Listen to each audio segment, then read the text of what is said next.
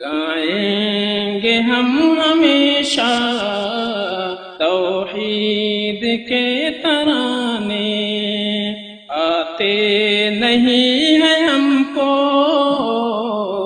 قصے نئے پرانے۔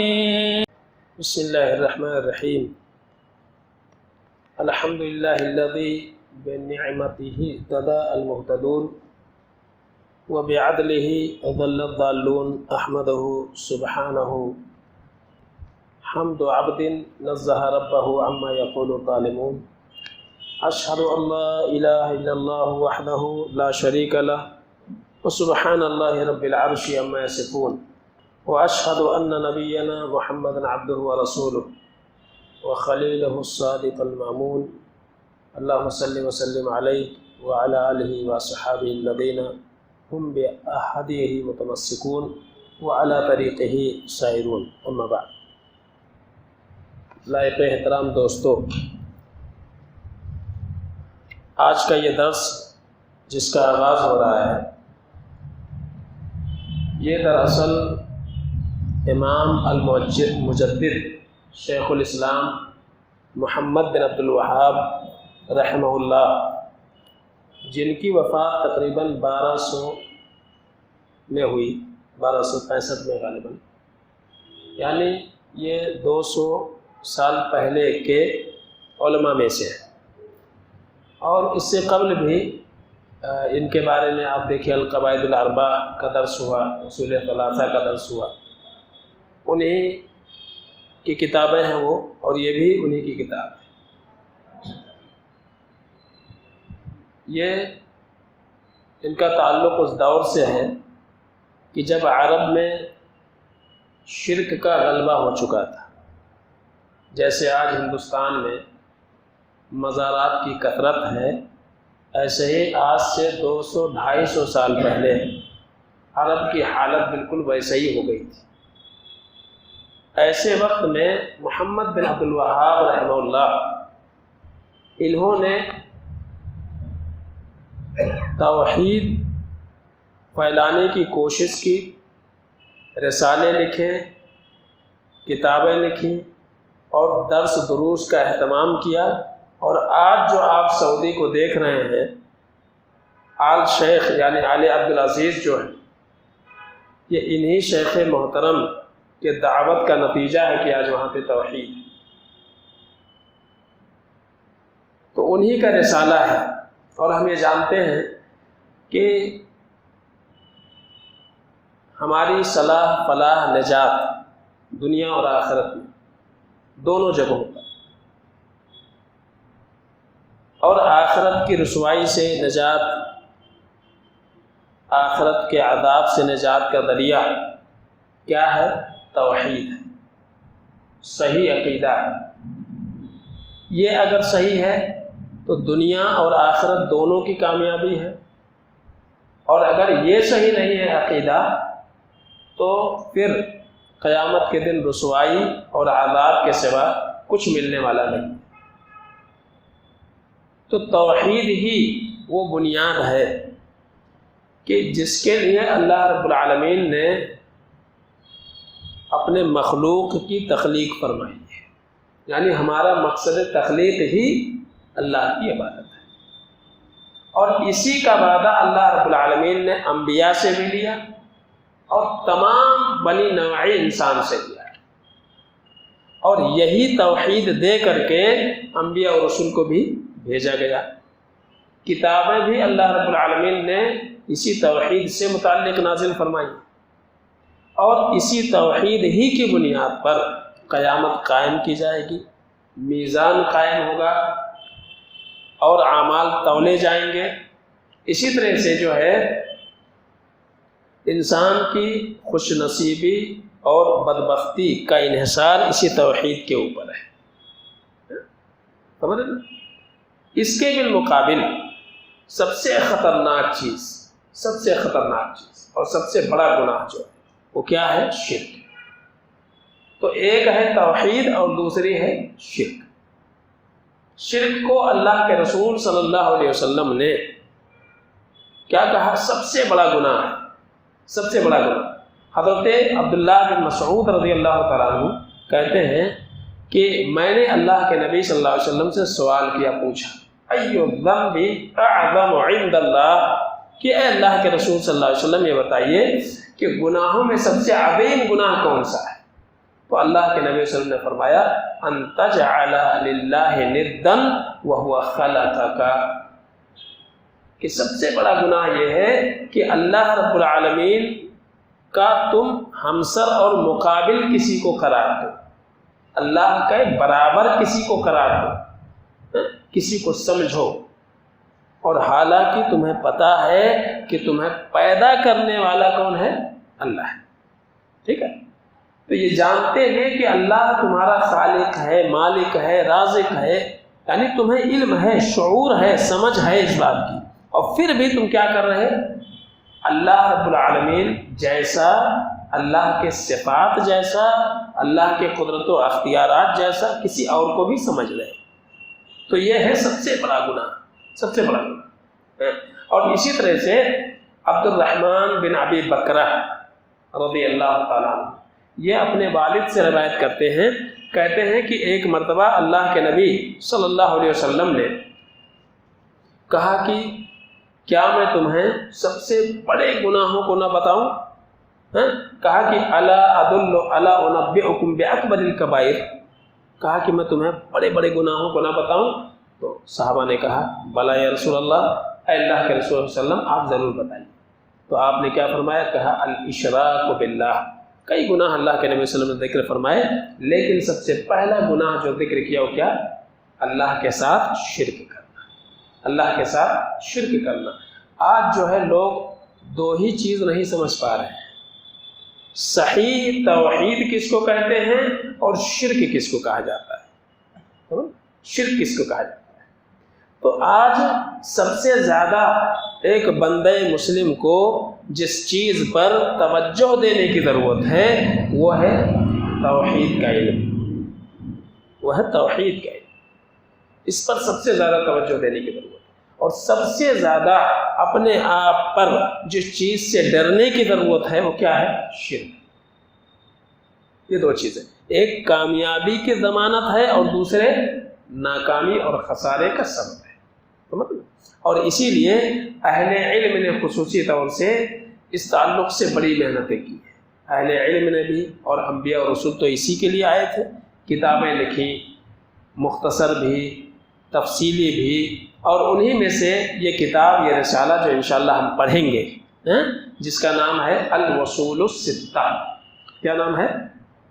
الوصول الستہ، 6 وصول، 6 وصول اس میں بیان کیے جائیں گے، اور کوشش یہ رہے گی انشاءاللہ کہ ابھی آج تو مقدمہ پڑھیں گے، وقت رہا تو پہلا وصول پڑھ لیں گے انشاءاللہ العزیز، اور اگر وقت نہیں رہا تو ہر دن ایک وصول پڑھنے کی کوشش کریں گے انشاءاللہ۔ اور درس کی ترتیب یہ رہے گی کہ آج درس رہے گا، کل رہے گا، یعنی منڈے اور ٹیوزڈے، پیر اور منگل، بدھ کو نہیں رہے گا، جمعرات کو رہے گا، تو ہفتے میں 3 دن درس رہے گا انشاءاللہ۔ کوشش یہ ہوگی کہ 2 ہفتے میں اس کو ختم کر لیں، کمپلیٹ کر لیں، ٹھیک ہے؟ اس لیے بہت مختصر لیا گیا ہے، تو 6 وصول انشاءاللہ پڑھنے کی کوشش کریں گے۔ یہ جو 6 وصول ہیں یہ بڑے ہی اہم ہیں، بہت ہی قیمتی ہیں، بہت ہی اہم ہیں، اور اسی لیے شیخ الاسلام محمد بن عبد الوہاب رحمۃ اللہ علیہ نے یہ جو 6 وصول ہیں اس کو کتاب اللہ سنت رسول سے اخذ کیا ہے، یہ اپنی طرف سے کوئی بات نہیں بیان کی، کتاب اللہ سنت رسول سے اس کو اخذ کیا ہے، اور یہ اتنے واضح ہیں، اتنے واضح ہیں کہ اس میں کسی قسم کی پیچیدگی نہیں ہے، کسی قسم کی پیچیدگی نہیں ہے، ٹھیک ہے؟ لیکن جہاں ساتھ ساتھ میں مؤلف علیہ الرحمہ یعنی محمد بن عبد الوہاب رحمۃ اللہ علیہ نے وصول بتایا، قاعدہ بتایا ہے، 6 قاعدے سمجھ لیجیے، 6 وصول، وہی ساتھ ساتھ میں ان قاعدے اور ان وصول و ضوابط سے جو لوگ بھٹکے تو کیوں بھٹکے، کیوں ہٹے، اس کے وضوحات بھی بیان فرمائے ہیں۔ تو اس اعتبار سے یہ رسالہ بڑی ہی اہمیت کی حامل ہے، لہذا اس کو جو ہے بڑی توجہ کے ساتھ سننے کی ضرورت ہے، سمجھنے کی ضرورت ہے، اور 6 ہیں اس لیے یاد رکھنا بھی آسان ہے انشاءاللہ۔ ٹھیک ہے، تو نہ صرف سنیں گے بلکہ اس کو سمجھیں گے بھی اور اس کو یاد بھی رکھیں گے، بہت زیادہ نہیں ہے، 6۔ ٹھیک ہے، تو آئیے دیکھتے ہیں، سب سے پہلے مقدمہ پڑھتے ہیں اس کا۔ قال الامام محمد بن عبد الوهاب بن سلیمان التمیمی رحمہ اللہ، بسم اللہ الرحمن الرحیم، من اعجب العجاب واکبر الآیات الدالہ علی قدرت الملک الغلاب 6 اصول بینها اللہ تعالی بیانا واضحا للعوام فوق ما يظن الظانون، ثم بعد هذا غلط فيه كثير من أذكياء العالم وعقلاء بني آدم إلا قل القليل۔ یہ ہے مقدمہ، 2 سے 3 لائن کا یہ مقدمہ ہے۔ مقدمہ یہ ہوتا ہے کہ ہم جو آگے بکس پڑھنے والے ہیں اس میں کیا بیان کیا گیا ہے، اس کی اہمیت کیا ہے، یہ ہمارے سامنے واضح ہو جائے۔ تو یہ انہوں نے 3 جملے میں اس رسالے کی ان 6 بنیادی اصول جو ہم پڑھیں گے اس کی اہمیت کو واضح کیا ہے۔ اور شروع کرتے ہیں، کہتے ہیں کہ نہایت ہی اللہ سب پر غالب بادشاہ کی قدرت پر دلالت کرنے والی نہایت عجیب ترین اور بڑی نشانیوں میں سے یہ 6 اصول ہیں۔ کہتے ہیں کہ اللہ رب العالمین کی قدرت، اللہ کے غلبے، اللہ کے اختیارات پر دلالت کرنے والی بڑی عجیب اور اسی طرح سے بڑی نشانیوں میں سے یہ 6 اصول میں نے اخذ کیا ہے کتاب اللہ سنت رسول سے۔ اور اس کے بعد کہتے ہیں کہ یہ وہ 6 اصول ہیں، سب سے پہلے 6 اصول ذکر کریں، یعنی 6 باتیں ہیں۔ ٹھیک ہے، اور کہتے ہیں کہ یہ اصول، یہ ضابطے، یہ قواعد، یہ قانون ایسے ہیں کہ بینہ اللہ تعالی بیانا واضحا للعوام، کہتے ہیں کہ عام انسان کے لیے اللہ رب العالمین نے یہ 6 اصول بڑے واضح انداز میں بیان فرمائے ہیں۔ کہتے ہیں اتنا واضح ہے کہ ایک گمان کرنے والے کے گمان سے بھی بڑھ کر ہے۔ آدمی جتنا واضح اور آسان سوچ سکتا ہے اس سے کہیں زیادہ آسان کر کے اللہ تعالیٰ نے بیان فرمائے ہیں۔ لیکن کہتے ہیں کہ اتنے واضح ہونے کے باوجود بھی اتنے واضح ہونے کے بعد ان اصولوں میں دنیا کے ذہین ترین لوگ ٹائلنٹ لوگ اور عقل مند ترین لوگ اس میں غلطی کر گئے۔ یہ 6 اصول ایسے ہیں کہ جس میں دنیا کے ذہین ترین لوگ، دنیا کے عقل مند ترین لوگ انہی 6 اصول میں کیا ہو گئے؟ غلطی کر گئے۔ تو ہمیں یہ سمجھنا کہ کہیں ہم بھی تو انہی ذہین ترین لوگوں میں نہیں ہیں جو غلطی کر گئے۔ تو کہتے ہیں کہ ذہین قسم کے لوگ انہوں نے غلطیاں کی ہیں، اس میں غلطیاں کی ہیں۔ تو پتہ یہ چلتا ہے کہ اس کو جاننا ہمارے لیے بہت زیادہ ضروری ہے کہ آخر وہ اصول و ضوابط کون سے ہیں کہ اتنے عقل مند ترین، جیسا کہ کہا گیا، لوگ جو ہے اس میں غلطی کر رہے ہیں، خطا ہو رہی ہے ان سے۔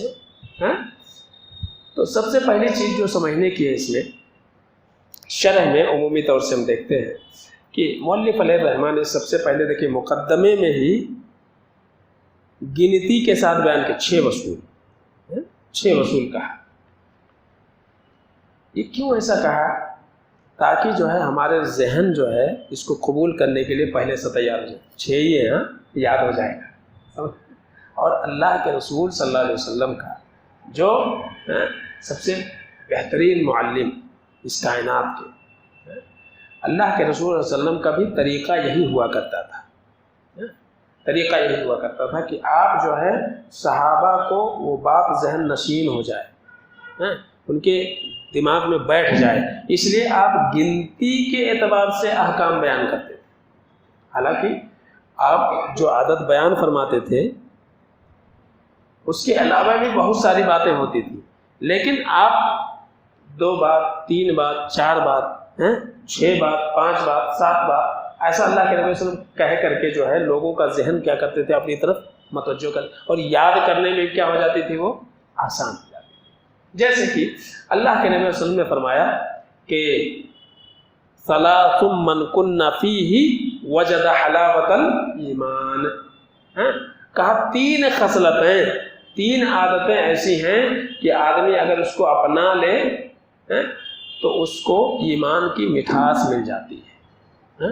اور غالباً اس موضوع پر خطبہ بھی ہوا کہ ایمان پہ مٹھاس پانے والے، اور کئی چیزیں ذکر کی گئی، لیکن اللہ کے رسول صلی اللہ علیہ وسلم نے کیا کیا، جو یہاں بتائی 3 باتیں میں بیان فرمائی بس، اور آپ نے بیان کیا، ٹھیک ہے، یہ کہ اللہ اس کے رسول سے سب سے زیادہ محبت کرنے والا ہو، کفر کی طرف پلٹنا جو ہے وہ اس کو ایسے ہی جیسے آگ کی طرف جانا، اور مختلف چیزیں اللہ کے نبی صلی اللہ علیہ وسلم نے بیان فرمائی۔ تو کہنے کا مقصد یہ ہے کہ صاحب کتاب محمد بن عبد الوہاب رحمۃ اللہ علیہ نے جو طریقہ اپنایا، کہا کہ میں اس میں 6 اصول ذکر کروں گا، اور 6 اصول ایسے ہیں کہ جس میں دنیا کے ذہین ترین لوگ، عقل مند ترین لوگ کیا ہو گئے، غلطی کر گئے، راستے سے ہٹ گئے، بھٹک گئے، جبکہ بہت ہی واضح ہے، بالکل صاف شفاف ہے، اس میں کوئی شک و شبہ والی چیز نہیں، بالکل واضح ہے، لیکن پھر بھی غلطی کرے۔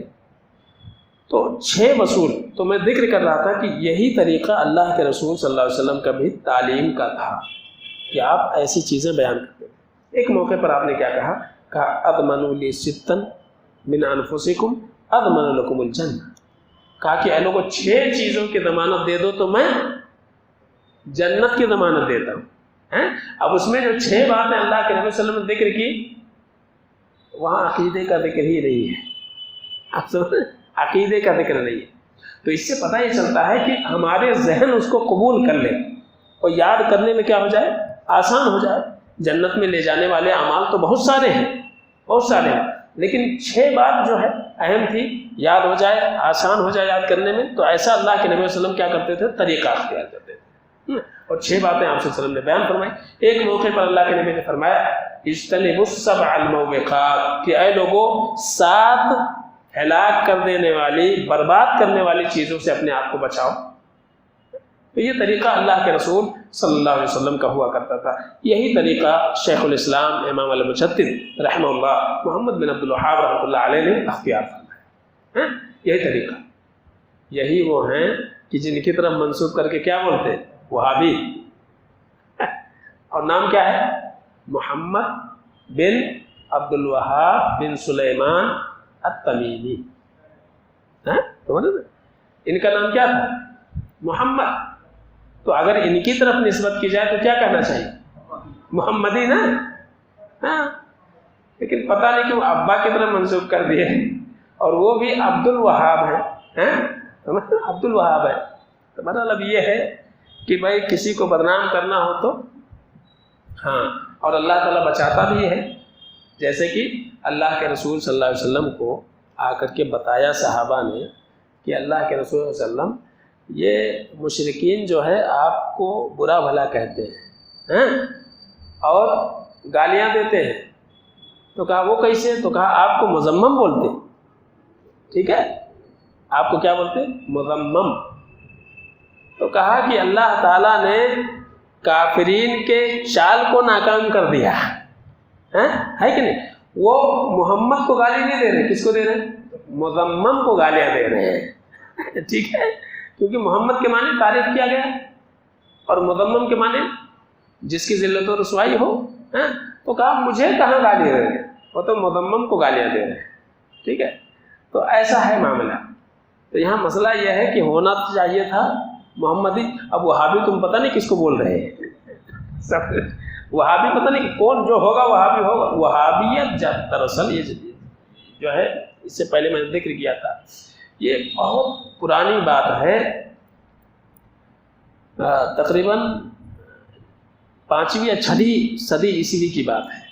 افریقہ میں ایک تنظیم، ایک گمراہ فرقہ وجود میں آیا تھا، وہ جو ہے وہ فرقہ وہابیہ کے نام سے جانا گیا تھا، اور اس پر جو ہے عالم اسلام کے تمام علماء نے کفر کا فتویٰ لگایا تھا. عبد الوہاب بن رستم وہ اس کا بانی ہے. تو وہاں سے کھینچ کر کے یہاں جو ہے محمد بن عبد الوہاب رحمۃ اللہ علیہ کے دعوت کو ناکام کرنے کے لیے وہ عبد الوہاب بن رستم کا جو گروہ تھا جس پر اہل علم نے گمراہی کا فتویٰ لگایا تھا اس کا نام الگ تھا. تو ٹھیک ہے اس کو وہاب بن رستم تھا وہ تو وہابی ہوا وہ اس کا سرغنہ تھا وہ. ٹھیک ہے. تو یہاں محمد بن عبد الوہاب ہے تو تاکہ لوگ بدزن ہو جائیں اور جو ہے اور دیکھیں تو پتہ چلے ہاں وہابیہ کے اوپر کیا ہے کفر کا فتویٰ ہے لہذا یہ بھی وہابی ہے. تو ایک بہت بڑی چال ہے دشمنوں کی. بہرحال تو یہ تو بہرحال اللہ کے رسول میں ذکر کر رہا تھا کہ اللہ کے رسول صلی اللہ علیہ وسلم کا طریقہ ہوا کرتا تھا کہ باتیں جو ہے ذہن میں بیٹھ جائیں مرکوز ہو جائیں. اس لیے اللہ کے نبی علیہ وسلم ایسا طریقہ اپناتے تھے. ٹھیک ہے. اس کے بعد آئیے دیکھتے ہیں کہ صاحب کتاب کہتے ہیں کہ جو اصول میں نے ذکر کیا ہے یہ اصول بہت ہی واضح ہے, بہت ہی واضح ہے. اور اس کے بعد جو ہے مقدمے میں ذکر کیا کہ بڑی عجیب ترین چیز ہے کہ بھائی ایک راستہ جو ہے سیدھا ہو اور نہ صرف سیدھا ہو بلکہ وہ منزل تک اس پورے راستے میں جگہ جگہ کیا لگا ہو, پتھر لگے ہو, نشان لگے ہو, بتا رہے ہو, ڈائریکشن دیا ہو, اب ادھر مڑو, اب ادھر مڑو, ادھر جاؤ, ادھر جاؤ, نام لکھا ہوا ہے. اب نا روڈ کے اوپر بورڈ لگا رہتا نا کہ بھائی اس کے بعد جو ہے یہ شہر ہے, یہ شہر اس طرف ہے, وہ شہر اس طرف ہے. سمجھ. تو ایسے ہی صراط مستقیم کا معاملہ ہے. صراط مستقیم جو ہے جب اس پر آپ چلنے لگیں گے تو آپ کو چلنے والے بہت سارے ملیں گے اور وہاں سے آپ کو رہنمائی ملتی رہے گی کہ آپ کو ادھر چلنا ہے, ادھر نہیں جانا, ادھر نہیں جانا, ادھر نہیں جانا ہے. ٹھیک ہے. تو آپ کا منزل فکس ہے, راستہ بھی فکس ہے. ٹھیک ہے. تو اب ایک آدمی جس کو سٹی چوک جانا ہے اور سٹی چوک جائے تک تھوڑے تھوڑے قدم پر ہر قدم پر ایسا بورڈ لگا ہو کہ 2 قدم آگے بڑھو. کیسا آپ جو ہے جی پاس جب یوز کرتے ہیں گاڑی پہ موبائل پہ تو آپ کو بتاتا ہے ادھر جانا, ادھر مڑو. ابھی اتنی دور کے بعد کیا پڑے گا, ایک برج آئے گا, باقاعدہ ابھی شو کر رہا ہے گوگل میپ پہ یہاں برج ہے, یہاں یہ ہے, یہاں یہ ہے, یہاں ریلوے ٹریک ہے, وہ ساری چیزیں بیان کر رہا ہے.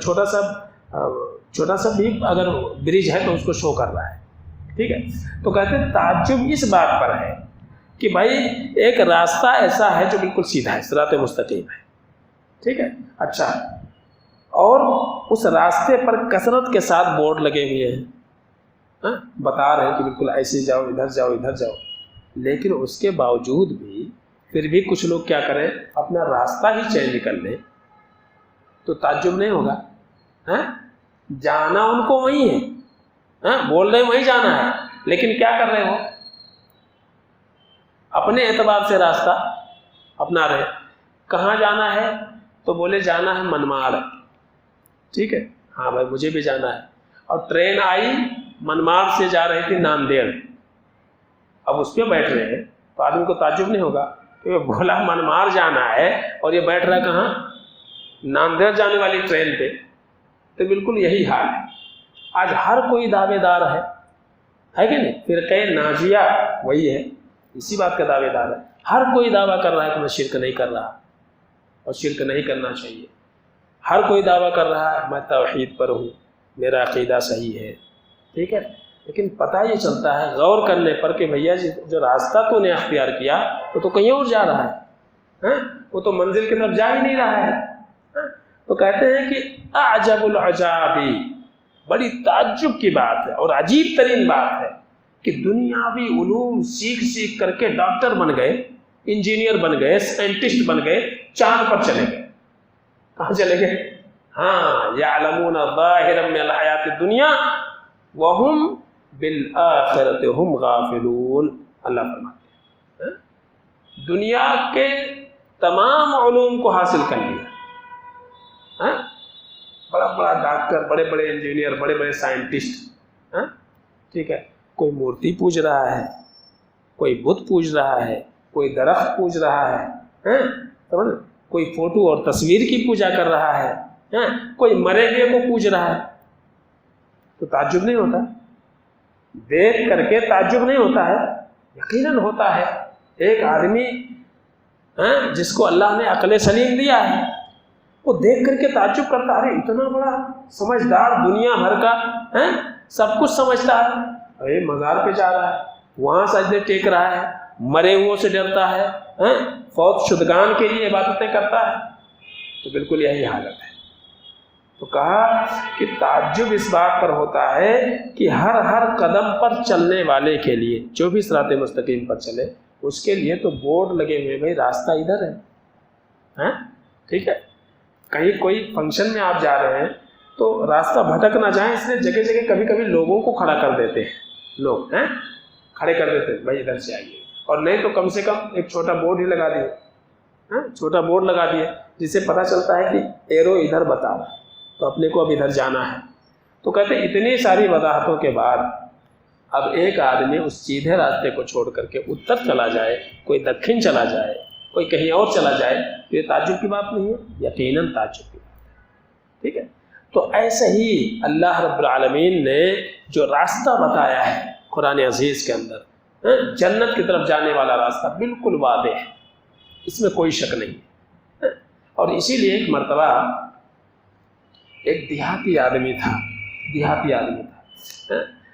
उससे पूछा गया कि अपने रब को कैसे पहचाने तुमने, या कैसे जाना कि अल्लाह है, कैसे जाना तुमने? सीधा साधा आदमी एक जुमले में जवाब दिया उसने, कहा कि बेनक़दिल आज़ाइम व सरफ़िल हिमम। कहा कैसे हमने जाना? हमने ऐसे जाना कि बाज़ दफ़ा हम किसी काम करने का इरादा करते हैं और पूरी तैयारी कर लेते हैं, हो ही नहीं पाता, वो काम नहीं हो पाता है, ठीक है, कुछ ना कुछ वजह बन करके काम क्या हो जाता है, खराब। इससे मैंने जाना कि मेरे ऊपर भी कोई है, मैं सब तैयारी किया मैंने, है कि नहीं? जैसे कि होता क्या है, किसी ने इंशाअल्लाह और माशाअल्लाह के ताल्लुक़ से एक वाक़या बयान किया, कहा कि एक आदमी जो है जानवर ख़रीदने जा रहा था बाज़ार में, मार्केट में मिले दोस्त, कहाँ जा रहे हो भाई? बाज़ार जा रहे हैं। क्या? जानवर खरीदने। अच्छा इंशाअल्लाह बोलो, क्या ज़रूरत है, जेब में पैसा है ना, चले जाएंगे, देखेंगे, जानवर पसंद आएगा और लेके गया। और हुआ ये कि जा ही रहा था, रास्ते में किसी ने जेब काटा, ठीक है। हाँ, अब जब बाजार में गया, जानवर पसंद किया, पेमेंट की बारी आई, तो जेब में हाथ डाला तो हाथ बाहर। अब वहाँ उसको हुआ कि अरे गड़बड़ हो गई। अब वापस भागा तो जो भी मिलता था, भाई कहाँ से आ रहे हो? हाँ इंशाअल्लाह मेरी जेब कट गई, ठीक है। तो ये हो गया मामला। तो ऐसे ही जो है आदमी एक इरादा करता है, उसके लिए पूरी तैयारी करता है, लेकिन नहीं हो पाता है। ये किस बात का एहसास दिलाता है? ये इस बात का एहसास दिलाता है कि यकीनन कोई ऐसी हस्ती है जो हमारे ऊपर कंट्रोल और अख्तियार रखती है, वो चाहे तो काम हो और चाहे तो ना हो। अल्लाह अकबर। इतने वादे अल्फाज में उसने कहा इससे मैंने जाना कि रब है। कैफ़ अरफ़्त रब्बक, का ऐसे जाना, बिनक़दिल अज़ाइमी व सरफ़िल हिमम। बस 2 जुमले में जवाब दे दिया, ठीक है। अल्लाह ताला ने कुरान अज़ीज़ के अंदर भी बात फरमाई, लिमन शाअ मिनकुम अन यस्तक़ीम। रास्ता सीधा है, जो चाहे सिराते मुस्तकीम को अपना ले। वमा तशाऊन इल्ला अन यशा अल्लाहु रब्बुल आलमीन। लेकिन तुम वही चाहोगे जो अल्लाह चाहेगा। तो हम मुकम्मल तौर से आज़ाद भी नहीं हैं और ना ही मजबूर हैं, लेकिन हम जो कुछ इरादा करेंगे अल्लाह तो है उसके ऊपर, ठीक है। तो हालात ये हैं कि कहते हैं कि गलत फीह कसीर मिन अज़कियाइल आलम। ये वो चीज़ें हैं कि जिसमें दुनिया के ज़हीन तरीन लोगों ने धोखा खाया और गलत रास्ते पर चल पड़े। کیونکہ صرف اور صرف چالاکی سے صرف انسان جو ہے وہ سارے معاملے کو صحیح نہیں کر سکتا ہے. صرف چالاکی جو ہے یہی سارے انسان کو ہر بات میں صحیح نہیں کر سکتی. یہ کوئی دلیل نہیں ہے چالاکی یا ہوشیاری. جیسے کہ اللہ نے میں نے آیت پڑھی یعلمون الظاہر من الحیات الدنیا وہم عن الآخرۃ ہم غافلون. اللہ فرماتے ہیں کہ دنیا کے معاملے میں تو ہر قسم کی جانکاری ہے لیکن آخرت سے متعلق کوئی جانکاری نہیں, کوئی علم نہیں ہے. آج بہت سارے ایسے دنیاوی علوم میں پڑھ کر کے اس میں مصروف ہو کر کے دنیا کے ہر علوم کو سیکھا, لیکن ابھی پوچھ لیا جائے کہ بھئی قرآن کی ایک آیت کا ترجمہ بولو, نہیں آتا, نہیں معلوم. انہیں انگلش بھی آتی ہے, فرینچ بھی سیکھ لیا اور دوسرے لینگویج پہ بھی عبور حاصل کر لیا, یہ نہیں آتا جو اپنے دین سے متعلق پتہ ہی نہیں ہے. لا الہ الا اللہ کا معنی کیا ہوتا نہیں معلوم. سمجھے نا, نماز میں اللہ اکبر بولتے ثنا پڑھتے کیا معنی ہوتا نہیں معلوم, کیا فائدہ ہوتا. جو ضروری ہے اس کو سیکھا ہی نہیں, سمجھے. تو کہتے ہیں کہ یاد رکھو کہ اس میں جو ہے بہت سارے لوگ کثرت سے بھٹکے, کثرت سے. اور یقیناً قیامت کے دن آج جو لوگ خصوصی طور سے دین کے بارے میں ساری دنیا کے بارے میں ساری جانکاری ہے, دین کے بارے میں کچھ نہیں, لوگوں سے سنا کرتے رہے. قیامت کے دن جب یہی لوگ جہنم کے دروازے پر پہنچیں گے تو خزنتھا, اللہ کیا فرماتے ہیں کہ جہنم کا داروغہ پوچھے گا, سوال کرے گا, حضرت جی یہاں کیسے, کائے کو آ گئے؟ تو کیا کہیں گے؟ وہ پوچھے گا الم یاتکم نذیر, کیا تمہیں کوئی بتانے والا سمجھانے والا آیا نہیں تھا؟ کیا کہیں گے؟ وقالوا لو كنا نسمع ونعقل ما كنا في اصحاب السعیر. کاش کہ دنیا میں دنیاوی علوم تو بہت سیکھا, بہت کچھ پڑھا, لیکن دین کے لیے وہ کچھ وقت دیا ہوتا, پڑھا ہوتا, سنا ہوتا, سمجھنے کی کوشش کی ہوتی تو آج کیوں جہنم میں آتے. تو دو ہی بنیادی وجہ بتائیں گے, لو كنا نسمع ونعقل, کاش کہ ہم سنے ہوتے سمجھے ہوتے تو آج جہنمی نہ ہوتے. ٹھیک ہے. تو دین کے بارے میں اتنی بے توجہی آج ہے. مؤلف علیہ الرحمہ کہتے ہیں الا اقل القلیل, بہت تھوڑے لوگ جو اس راستے پر چل رہے ہیں. بات دنیا کے حالات کو دیکھ لیجئے, شرک کی کثرت کتنی ہے اور توحید پر قائم و دائم لوگ کتنے ہیں. تو آج سے 200-250 سال پہلے کی بات ہو رہی ہے. کہتے ہیں کہ دنیا کے بڑے بڑے ذہین ترین لوگ اس راستے میں دھوکہ کھائے توحید کے بعد میں اور شرک میں گرفتار ہو گئے, شرک میں پڑ گئے, پوری زندگی اسی پر موت ہو گئی شرک کے اوپر. بہت تھوڑے لوگ ہیں جنہیں اللہ نے توفیق دیا, چند گنے چنے افراد ہیں جو ہے. اللہ فرماتے ہیں وَقَلِيلٌ مِّنْ عِبَادِيَ الشُّكُورُ, شکر گزار بندوں کی تعداد کتنی ہے؟ بڑی تھوڑی ہے. اور اللہ فرماتے ہیں وَمَا يُؤْمِنُ أَكْثَرُهُم بِاللَّهِ إِلَّا وَهُم مُشْرِكُونَ, اللہ پر ایمان کا دعویٰ کرنے والے لوگ بھی ایسے ہیں جو کیا ہیں؟ مشرک.